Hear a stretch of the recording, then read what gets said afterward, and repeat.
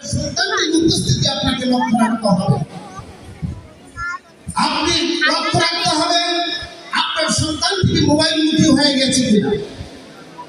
আমি বন্ধুদের উদ্দেশ্য করে বলবো, আমরা দেখেছি বাংলাদেশ কিন্ডারগার্টেন অ্যাসোসিয়েশনে বিভিন্ন অনুষ্ঠানে গিয়ে দেখেছি মায়েরা উপস্থিতি বেশি, আজকেও তাই হয়েছে। বোনদের উপস্থিতি খুব বেশি, ভাইদের উপস্থিতি খুব কমই থাকে।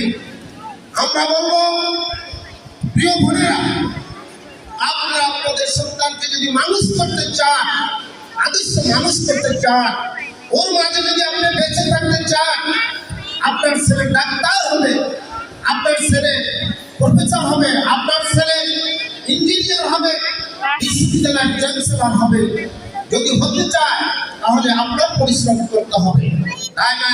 আমি বলবো আমার বন্ধুদেরকে, আপনি আপনার সন্তানের প্রতি নার্সিং করুন। আপনার সন্তানদের জন্য এদের মেধা বেসরকারিভাবে মেধা যাচাই করার জন্য 40 বছর আগে বাংলাদেশ কিন্ডারগার্টেন অ্যাসোসিয়েশন এই বৃত্তি চালু করে গিয়েছে।